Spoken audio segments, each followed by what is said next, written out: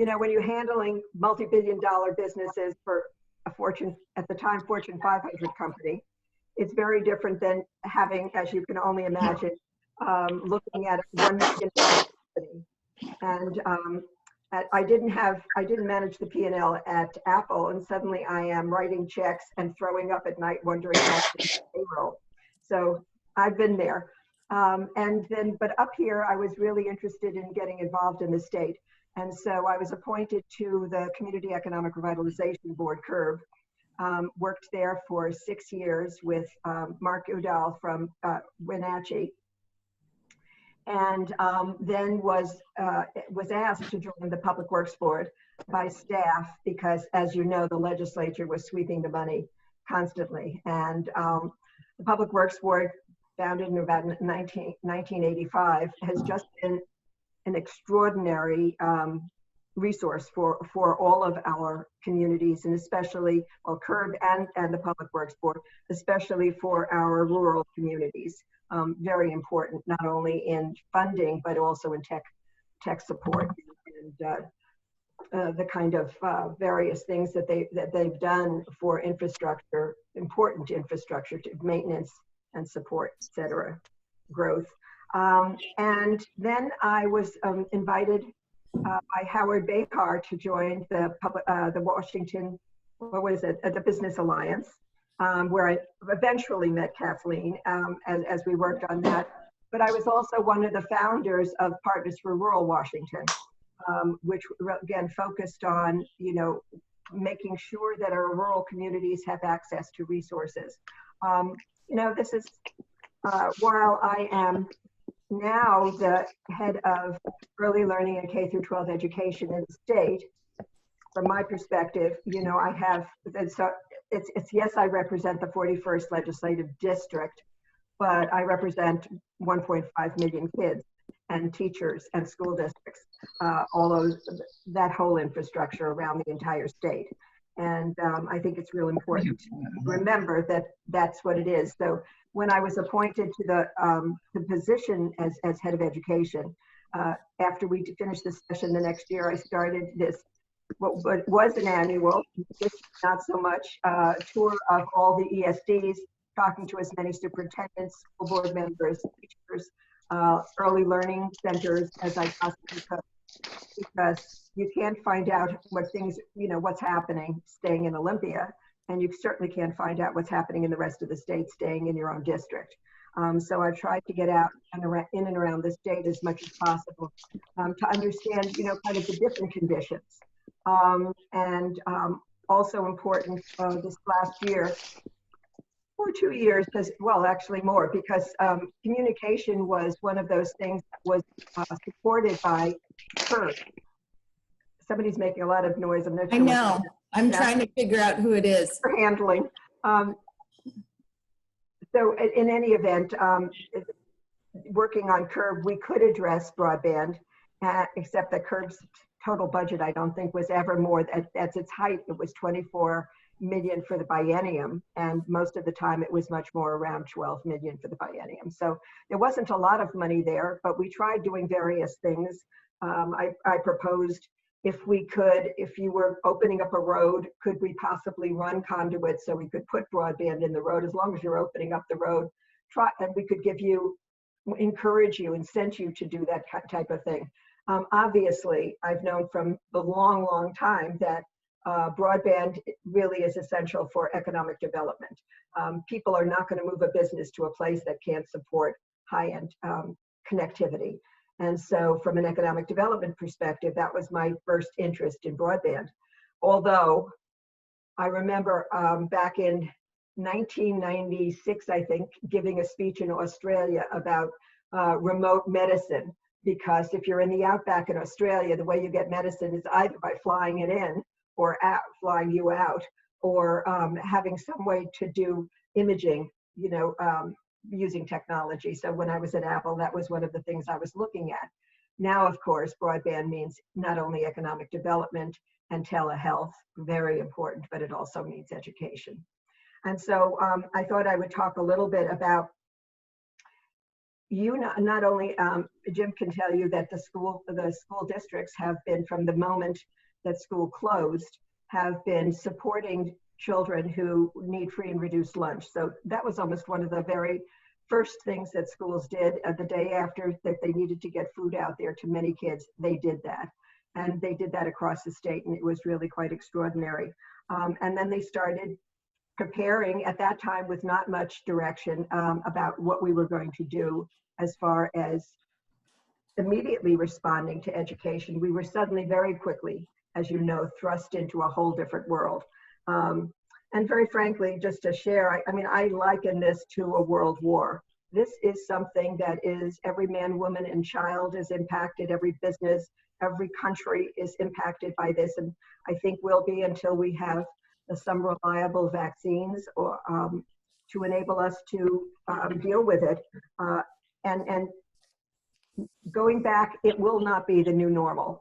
You know, there will be a new normal. It will not be, I think, going back to what we were, because we've already seen many changes.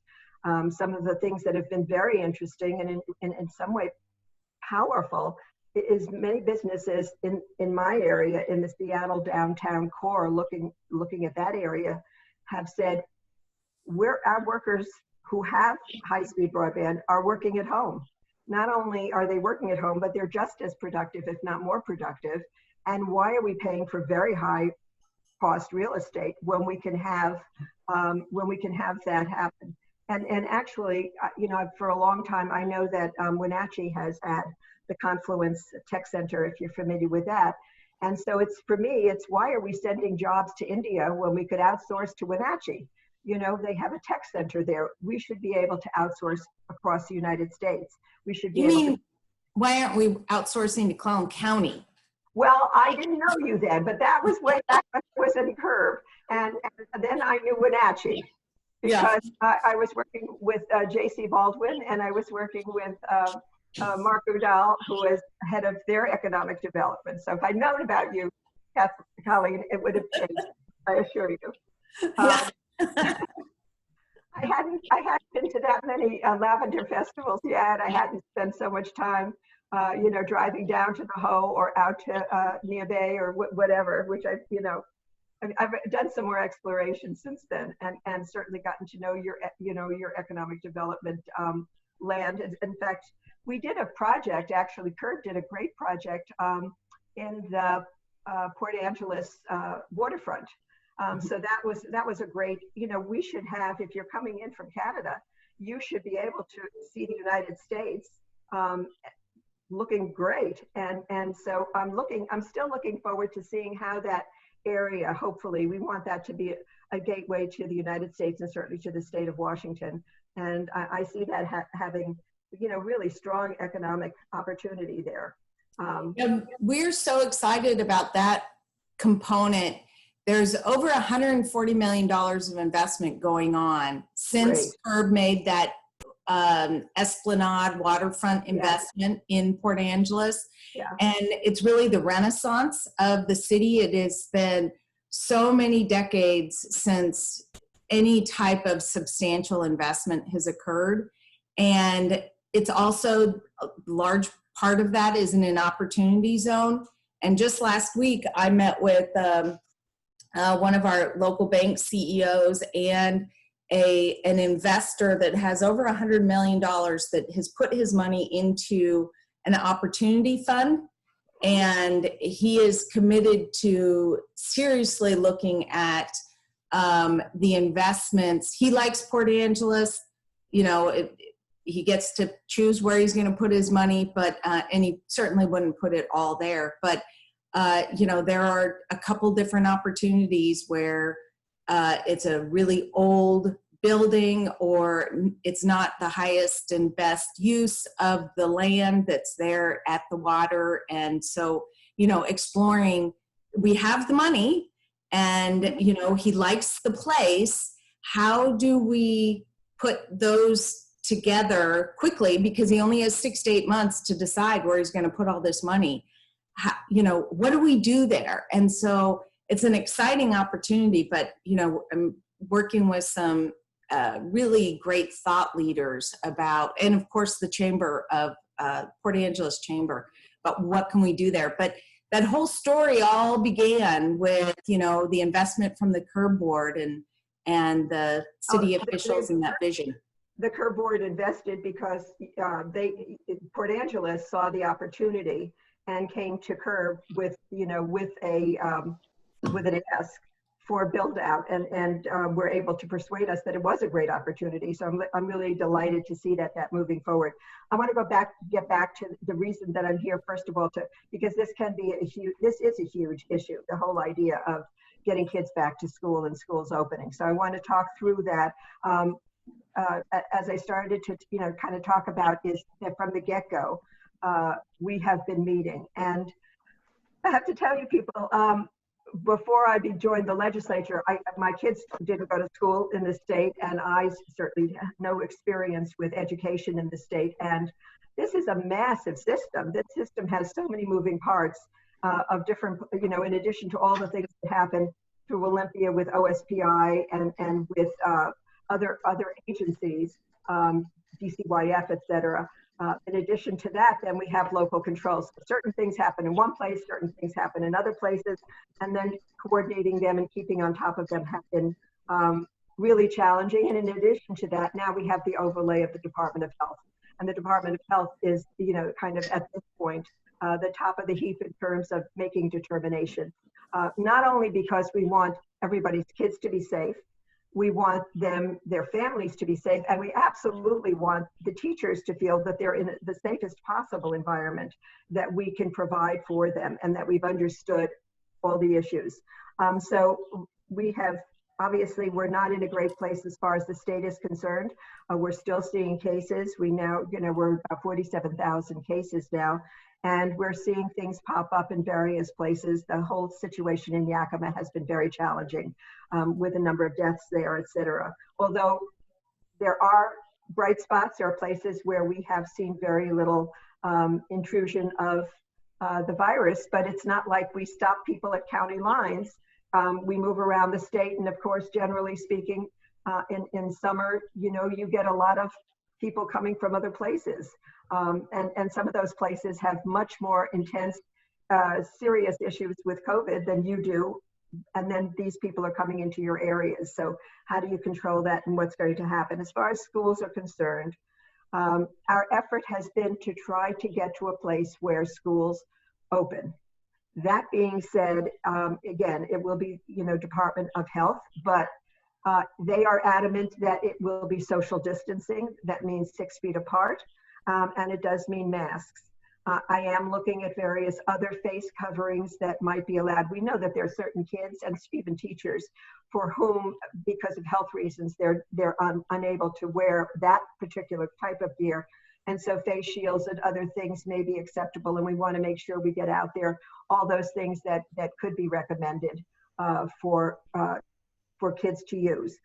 So we have that. In addition, we're looking at the idea that nobody should be, this is, you know, kind of as I looked at a flow of people, nobody should be coming into the building without doing their check. Now, I had a dental appointment last week.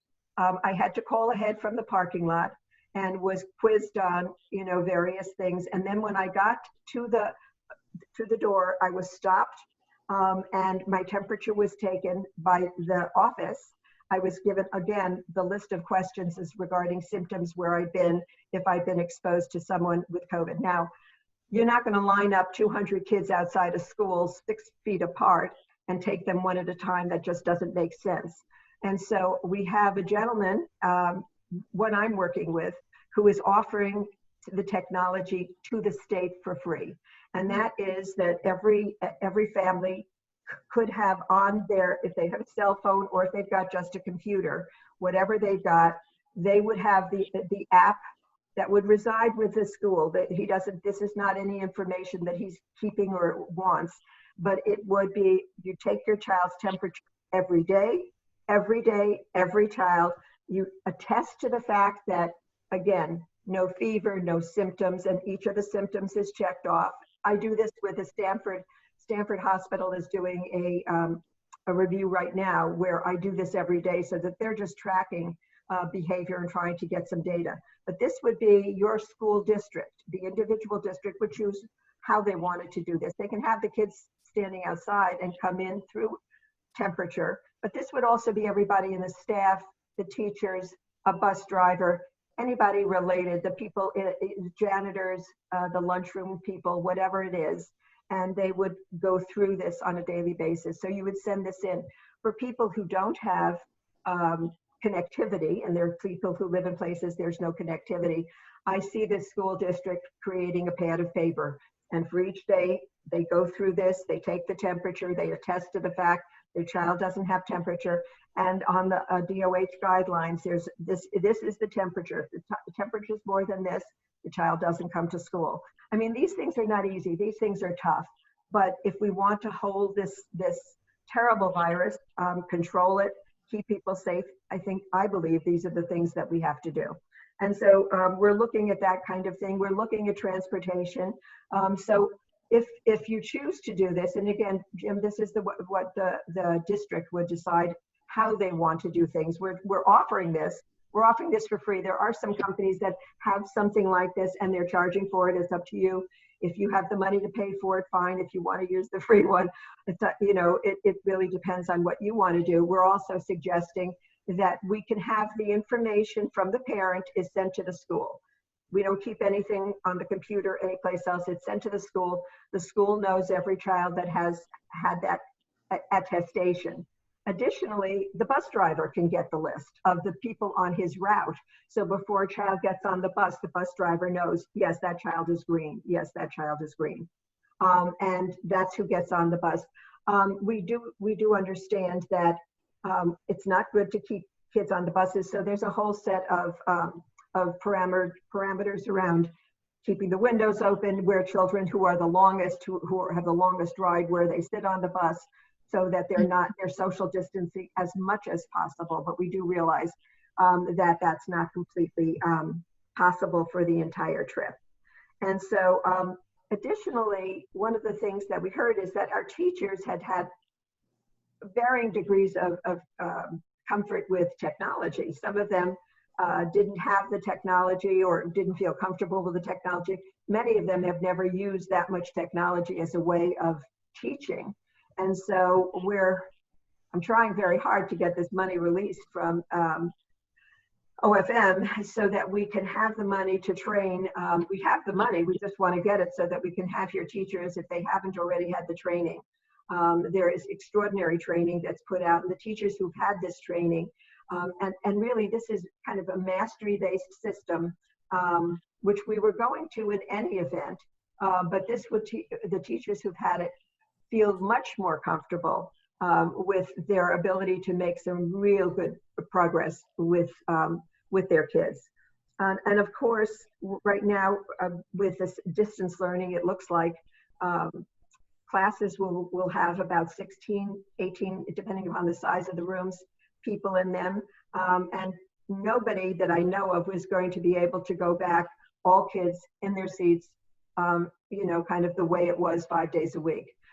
Which brings us, of course, to childcare, because usually, as you can imagine, if school was childcare. School was childcare for kids who were 5, to 12 or 13 years of age.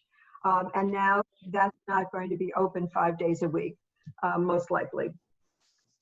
And so, kind of we're looking at, number one, very, very much trying to keep our childcare centers that already exist, those businesses open. Many of them shut down. They had to shut down.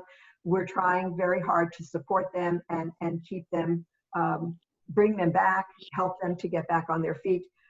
These are important businesses for our communities, and certainly for your businesses. These are people you need at work. And so if their kids can't be taken care of, they're not going to be comfortable coming to work. They're not going to leave an 8, 9-year-old home all alone during the day. That's just not going to work. And so we have to get childcare. But the other thing is that if there aren't enough places, we're also looking at making sure that the Ys, the Boys and Girls Clubs, other places could be available and seeing what we have to do to make sure that not only is it okay for them to open their doors, in other words, we have to do background checks. We have to make sure that the people that are there are safe to be around kids, because it doesn't stop just because it's a Y or a Boys and Girls Club or some other center that you want to have open. So we really have to do those things. And right now, a lot of those places have been closed down too. So we haven't been able to get the background checks or the fingerprints or the other kinds of things that we would need. And now we also have to look for sources of funding for these other centers. Many of them stepped up during the immediate closure of schools to do a great job, and in many cases they weren't reimbursed. The money went to the school districts, and these places were taking care of kids, but there was no revenue stream, for them. So that was a challenge.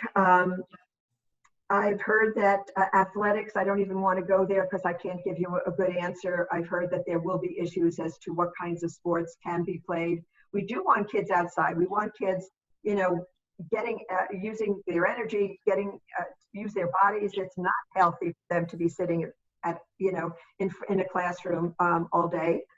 So we do want to I'm talking about school. I'm not talking about what home might look like now. And the only other thing that's a definite no so far I've heard is choir or some kind of singing groups, just because it's challenging with masks, but even, the explosion of any breath into the air that might have, COVID virus, et cetera. It's just a dangerous kind of a thing. So that's one of the things they kind of put the kibosh on. We do know that English language learners and special education kids have probably had a significant deficit in what we've been able to do for them. Some of them, in many cases, people responded really, really well and did quite a bit. But in some cases where they had to have, one person with another, a child, and we weren't able to do that because of social distancing, because of people fearing for, coming into a strange home, working with a child, et cetera. We know that we're going to have to do some special recovery with some of those kids to bring them up to speed if you haven't been able to do things over the summer, et cetera. We don't know what that situation will be. That, of course, brings us to, in terms of an area, like Clallam, where you've got some pretty big mountains there. There may be many cases where kids have not had connectivity in the home. So some may have had, there have across the state been some kids who haven't seen a teacher for 3 months and haven't had that direct connection face to face. In some cases, you hear stories which are truly extraordinary, where teachers drove through their district to see kids just to be able to look out the car window and talk at a distance so that they made connection with those kids. But very frankly, we have a significant enough number that, I guess if it was one, it would be disturbing, but we have more than one kids who just were, not seen, not involved, kind of gave up, don't have parents who were there working with them. We didn't have a lot of information initially. I'm talking on the state level because I don't know, Jim, what you have done on local districts. In some cases, we have so many different 295 districts. Many approached it very differently. Some of the ones that you would have thought would have been amazing were not, really not. So it's been, kind of all over the place, but we do want to do, whatever we can do with connectivity. So we did have a project. We initially got, I think it was 600 hotspots out. And I've seen pictures of, and it may be kids from this area where they're sitting in cars in parking lots doing their schoolwork. And yeah. That's really tough. That really is tough. So, and certainly not what we want, but that's, we're in a different state. This is maybe the way what we're looking at, and trying to get broadband to the home. Even in our areas where there is no connectivity, and I know I've been working with people who are working with the Ho tribe because there's relatively nothing, kind of nothing there. In order to be able to even give local hotspots, you have to have Wi-Fi. If you don't have, if you don't have Wi-Fi, you're really not able to give connectivity. The other thing, so there's connectivity, which to unserved areas is probably going to take 1 to 2 years. There's just no getting, around it by the time we get the funding and get the money out. The good news may be that in those cases that are the worst in terms of broadband, they're also the most isolated, and so there's the least amount of COVID activity, and so those kids may be back in school more quickly than in other places. But we are still working. I'm working with, I have a meeting with the Public Works Board today. As you can imagine, we did get the broadband office created.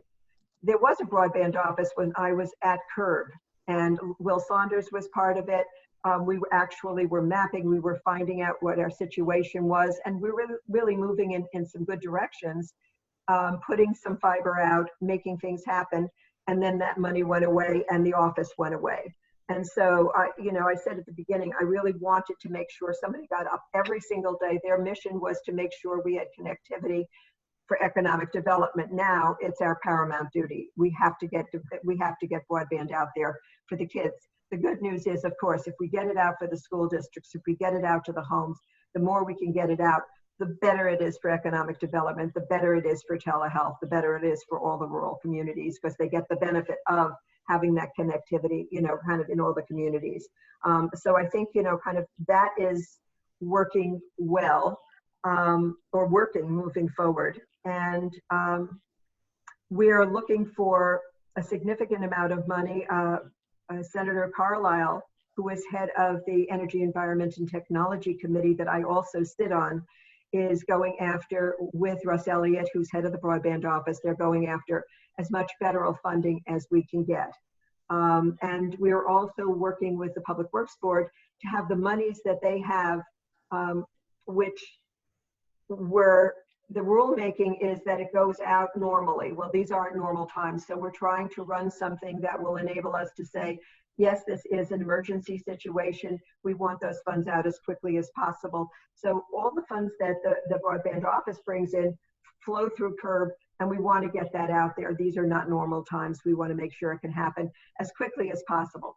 The rules, just so that you know, for broadband on a federal level, suck. I don't know how to say it. They're not in our favor, in the sense that if a community has, within one census tract, has one place connected to connectivity, it's deemed to be served. Everybody else cannot be in that census tract, can be unserved, but they're deemed to be served. Done it, been there, done that, moving on. Additionally, I want to tell you that the federal government standard is 25 down, 3 up. And what I have put forward, which I think is really important, is from my perspective, I don't want numbers. I'm a tech person. I don't want the numbers. What I want to know is what you can do with it.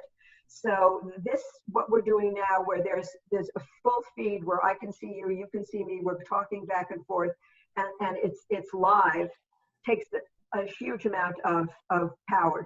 Usually we couldn't do it on a 25.3, and certainly if there were 3 or 4 other people in my home, we're doing the same thing on various devices, couldn't do it. So we need to have the right capabilities in terms of it.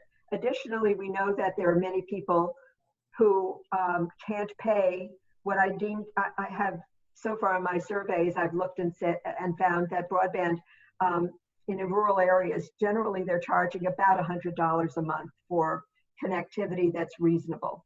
Not necessarily very good, but even if it's 25.3, they're charging $100 in rural communities, or if it's, I get about 76.15, something like that, and where I am. But $100, $120 a month for connectivity is beyond many people's available budget.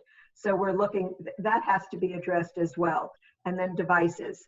Right now we're looking at about, based on what we've heard through WASDA and what have you, we've heard about 35,000 kids don't have devices at all. And so we have to make sure not only do they get the devices, but it's on a one device to each child. It's not one device for a family and expect anybody's going to do distance learning, sharing a computer. That's not going to happen. So we're really looking at making sure that we get devices out to all the kids if they don't have them already.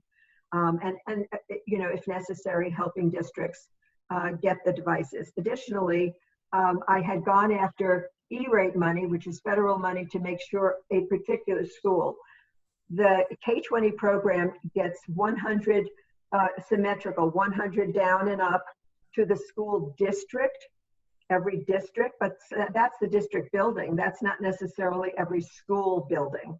And so across the state, there are many districts, the small ones, in some cases, it's a good thing. The small districts have the building where the district office is and the schools right in the same area, so they all have pretty good broadband, but in other cases not. And I want to make sure that this is an issue of equity. I want to make sure every kid in every school has the full capability. In some of our schools, only 20 or 30 kids could possibly be online at the same time, and that's not just equitable.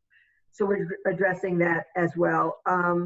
Lisa, can I, on that topic? That's pretty much all those touch points I wanted to mention and really let you ask some questions. Okay, yeah. I'm just because I'm going to forget what it was. I'll go first and then I'll let Jim and everybody else go. So somebody was telling me that out west, like the Quileute School District, Crescent, in Joyce, that they have the K-20 100 down, 100 up connection to the district building. But because of our law that in our state constitution that says you can't gift public funds, the community, the residences around that could tap into that, and they could then have a good fiber connection, but they can't use it because of that gifting law. And so they have to run a duplicate line right next to it that costs a ton of money, especially with prevailing wages. And, it just seems that if we could change, this doesn't make monetary or efficient sense when people are in need, that if you could carve out some piece of, the law saying that, so you don't harm the district's ability to get download, but change that, it could dramatically change the ability of rural communities, the homes, to be able to have access to internet at a much lower price point. And we're looking at, that's within the scope of everything that we're looking at to get that out there. It's an emergency situation. And also, I think there were times when I was dealing with McCleary where it was a real pain in the ass, and there were all kinds of challenges, as you can only imagine. And now I'm beating the drum for paramount duty. We have to have the broadband out there, and we have to spend the money on broadband because, first of all, it gets us the other stuff, but it is really, you don't have the kind of equity of education that we really do want to have, and actually, based on the Constitution, must deliver.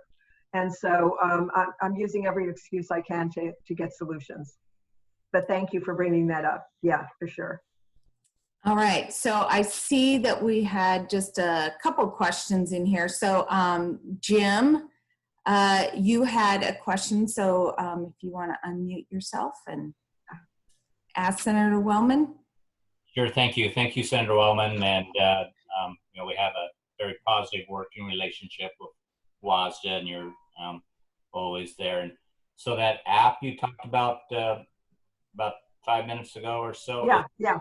Is OSPI going to be rolling that out to the districts, or is the ESDs, or how do we ask for that? Are you asking? I'm taking notes. Yes. Okay.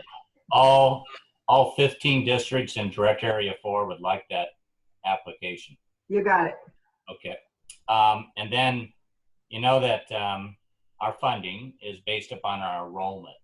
And we know right now that our apportionment will be the same based upon our end of school year enrollment we have right now through December. But then after December, it starts a whole new enrollment and apportionment package. And is there any consideration at keeping us, we'll call it FTE neutral for last March, and that we would maintain that funding? And I know there's a huge hole or for that funding right now because of the economic, but funding is paramount to our districts and all those other systems you're talking about, from which school districts now are being tasked at solving economic woes for our areas, child care, broadband, health, safety, all on the backs of school districts. But we're doing a pretty stellar job, as you said. And one of my colleagues is also a teacher. He teaches in Port Angeles. So he could give you a perspective from there. But again, thank you for that work. And it is, I know we won't return to the normal of what school looked like in December. And I think the sooner that we all grasp that, and our communities also, because sports is a big concern, which, yeah, you mentioned it, and very important, being outdoors. But those are all those issues, and you were spot on with them. So thank you. So I am still going after E-rate dollars, which we did 2 years ago, I think it was. And we put $1 million in because it's matching funds, and we got about $6 million back in terms of getting it out there so schools could raise their individual buildings, could have better connectivity and faster connectivity. We're still going after that money. Additionally, I think that the money that was in the budget for getting out to you for teachers' salaries and whatever, that's in a locked box. That's I think of that as the McCleary box. That part of the budget can't be touched. However, you still have the issue. Yes, your fall through January, it's covered based on your last March attendance, whatever that was, and then going forward. But right now, you've still given contracts out because you have to lock down your teacher population, and you have to do that. I mean, I don't envy you the business model. It really is a challenging one because you have to estimate how many kids you're going to have, and and so who do you give contracts to, and what do you set up for? And we are looking at, it's interesting, we're looking at some kids who are now going to be homeschooled, or some kids who are now going to go through the ALE, alternative online education route. On the other hand, we have also, in some parts of the state, private schools are closed. So those kids are coming into the school district.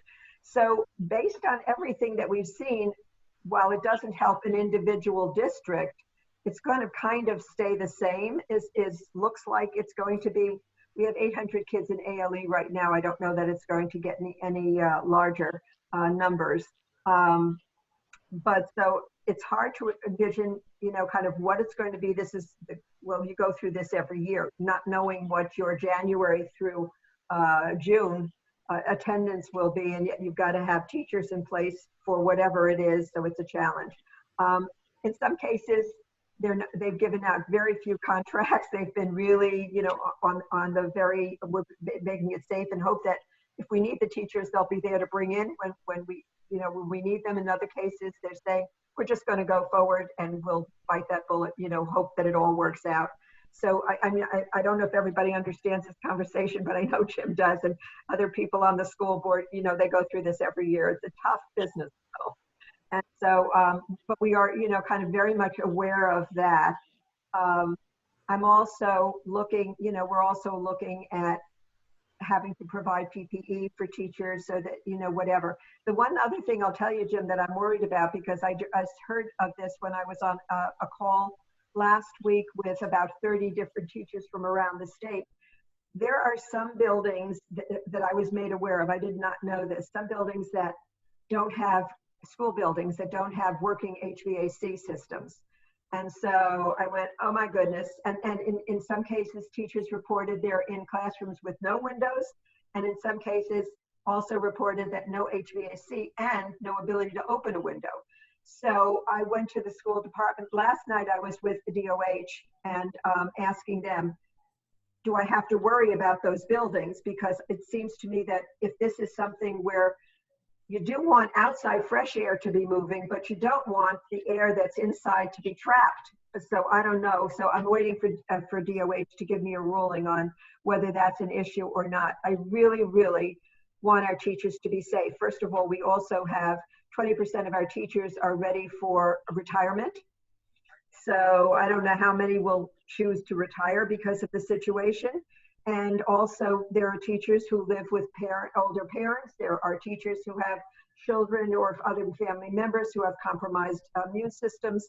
There's all kinds of issues as to why somebody is, you know, kind of very reluctant to come in and yet wants to do the job. I mean, nobody goes into this, you know, most everybody I know in this profession is in it because they love being, you know, a teacher and they're dedicated to their work.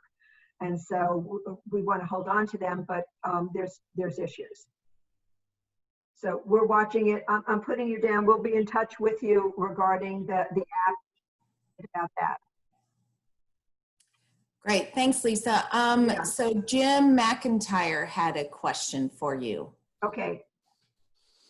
Good morning, Senator. Thanks for being here. This is a question for you and maybe Mike Chapman also, Representative Chapman.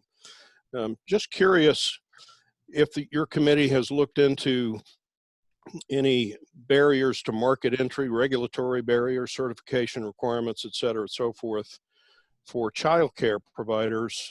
Potentially, there are a lot of folks at home that could open their home as a side business or a main business or something if they're out of work, et cetera, and so forth. You understand the scenario. Just trying to think if there are ways to make it easier for those folks to get into that business, either for the short term or for the long term. Definitely looking at them. I'm very lucky in that in the Senate, Mike doesn't have this luxury, but in the Senate we have early learning and K through 12 on one committee. So my vice chair, who is Claire Wilson, is really focusing, drilling down on that part of you know, the learning continuum. And so I know for a fact that we are working on what that could look like. I will tell you that Washington State is known throughout the United States because of our child care system, which is a quality-based system. And we've worked very hard to get it up. It's heartbreaking to see what's happened because we had one of the strongest reviewed system where we had really standards of quality. I mean, at the last resort, having kids be someplace where some adult is watching them is a good thing. One would hope that if we're really looking at childcare, we're not going to deprive these kids. As you may know, most of the brain development takes place 0 to 5. And those years from 4 to 3rd grade are just so essential in getting kids off to the start that they need.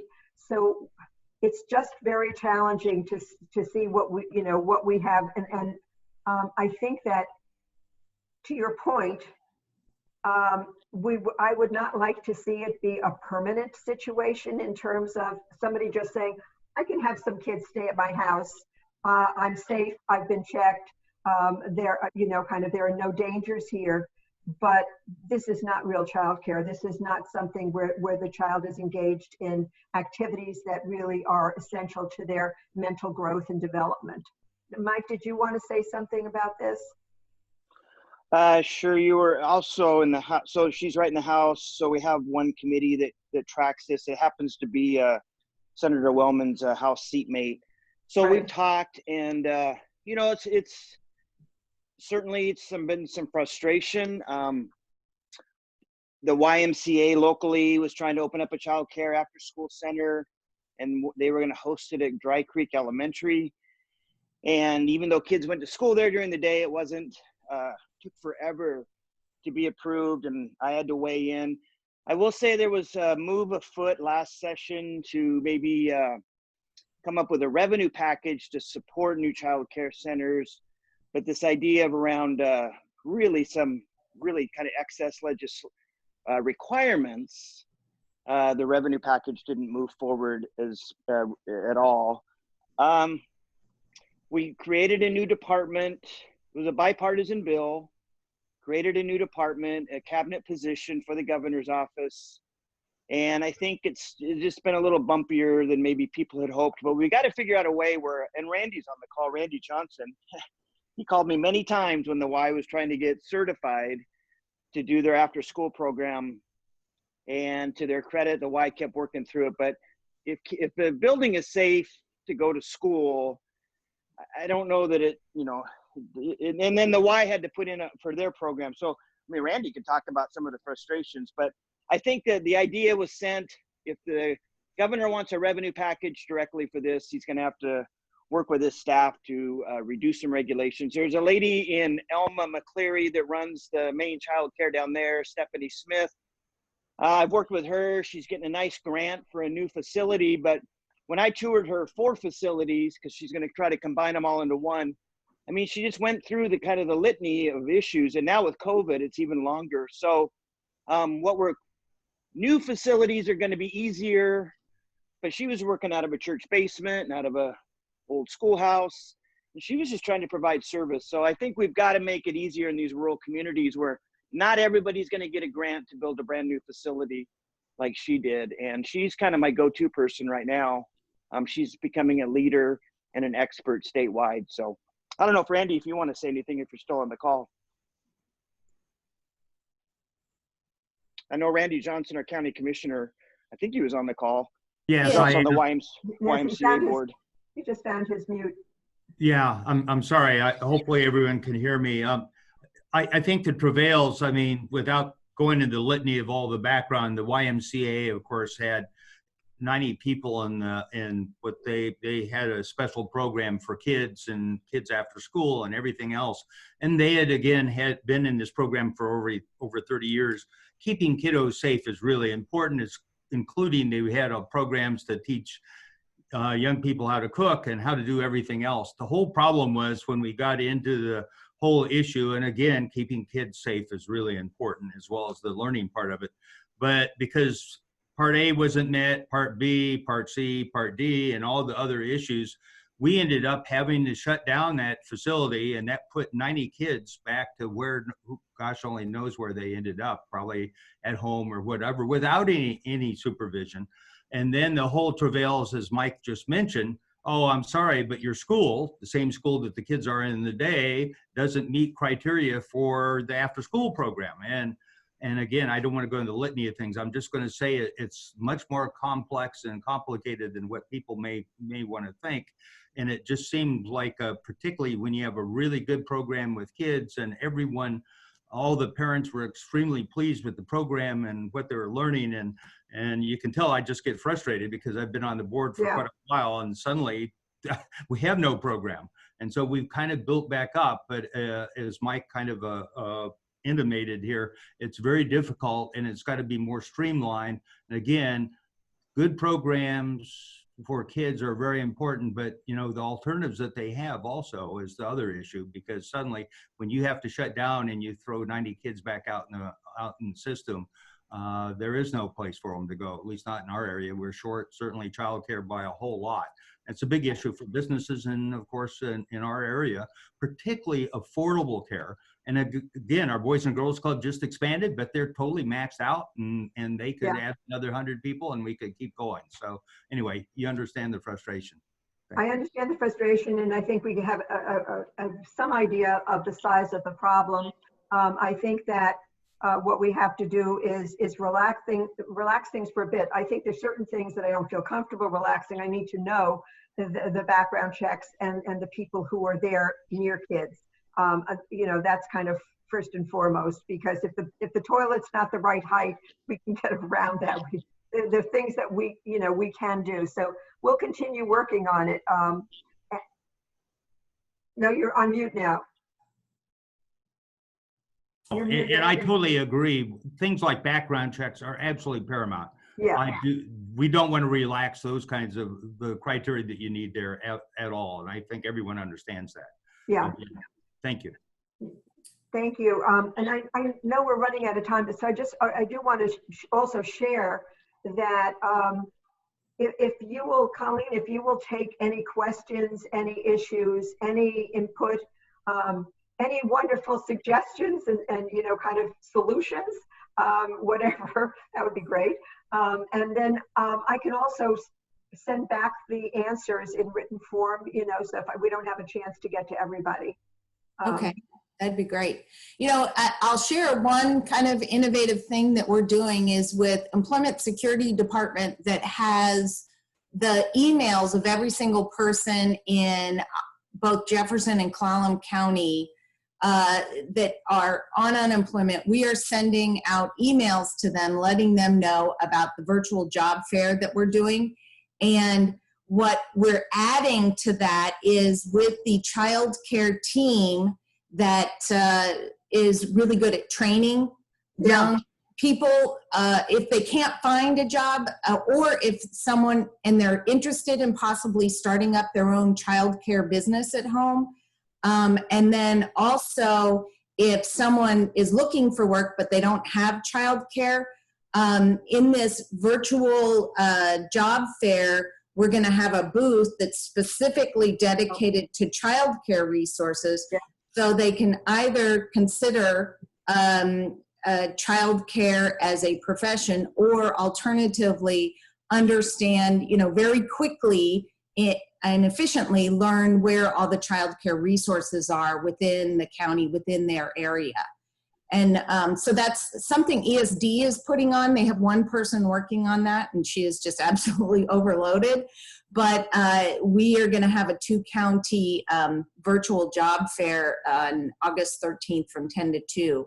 So we're bringing together not only businesses that have job openings, but also worker retraining opportunities through the college and the child care component, but then also resources through our Center of Inclusive Entrepreneurship and the SBDC for business or job seekers that are looking at starting up their own businesses. So trying to hit a bunch of things at once. So along those lines, we're actually looking at what I suspect will be with employment security. We're looking at probably really 300,000 people that need to be retrained, and we're looking at the monies going into our community and technical college system. Generally speaking, that's where the money needs to flow through to get the retraining, and they're standing ready to do it. It's just a question of making sure we get the funds. Yeah, that's something. I'm on the Peninsula College Workforce Education Advisory Committee, and I just approved, well, they asked us to comment on, because it was due on June 30th, their plan for the next fiscal year for worker retraining. And, I wasn't happy with it because it was basically doing what we've always done. And it was retraining 201 people. And so, and the number's going to be many times more than that. But I just wonder, where's the funding going to come from for that program? So one of the other things I just want to share quickly, because then I have to get off, is that I am absolutely advocating against an austerity budget. What we did during the 2008-ish Great Recession, cutting programs, hurt the small businesses, hurt the people at the low end of the economy. Really it takes us longer to get back. Nobody thinks that that's a good idea. So we really have to invest in our recovery, and that's what I'm advocating for. Just so you know where I'm coming from, and yep. We'll be on top of. I think that we have a good sense of what's happening in the economy. And certainly it bothers me very much that, we've rather than focused on our small businesses and keeping them going that are so important to our communities. We have bailed out the banks again, et cetera, et cetera. So we're doing what we can. We're also still looking for a state infrastructure bank. You know, I've been working on that because I think that that's another way to help us recover. And you and I have talked about using local resources when we have contracts to make sure that we're working, you know, employing local rural people on some of these big projects, these infrastructure projects. Yeah. You know, I see we have 1 minute. Karen wanted to ask a question. Can you do it very quickly? Yeah, hi, good morning, Senator Wellman and everybody else. Just as a resident of Clallam County, when I'm not in Olympia, just a quick question about subjects like the arts, which are so critical, not only for creativity in the schools, but also likely for the recovery and helping kids get over trauma from COVID and so on. What's your thought? We're hearing it's being sidelined a lot. What are your thoughts? Well, of course, as somebody who sits on the art commission with Karen, and she does such a magnificent job running that program. And you know that I always think it's STEAM, not STEM. The arts are essential for so many reasons. And our program with the military has been so successful. And we know kids coming back, there are many, many kids coming back to school will have suffered PTSD and will have had trauma because we don't know what's going on in many of those homes. So I certainly don't want to see it sidelined as far as education is concerned. I also think that I'm working with, in this case, Kate Becker of Dow Constantine's office, because as you know, I think that our tech management, merging our technology, our gaming industry, you know, and I don't mean slot machines and stuff like that. I mean, creative games online and the creative community. We're doing something there. We're also doing a music program. So I think that there are numbers of ways of having, for our recovering economy, this is going to be one area of focus. So we're not giving up on it. Don't worry. Great. So I'm going to say goodbye quickly because I'm on another call right now. Thank you so much, Colleen. Thank you so much, Senator Wellman, for joining us. Really appreciate it. Much. Yeah. Thank you. Great job. Bye. You guys are doing it. All right. It is 9 o'clock, 9:01. Does anybody have any questions they want to pose or before we sign off? Thank you, Colleen, for bringing this together. It's very helpful and very informative. So just. Yeah, absolutely. Yeah, we do it every Wednesday. So. And thank you. Yeah, thanks, Randy. Appreciate it. All right. We'll be talking to you later. Thanks. Bye-bye.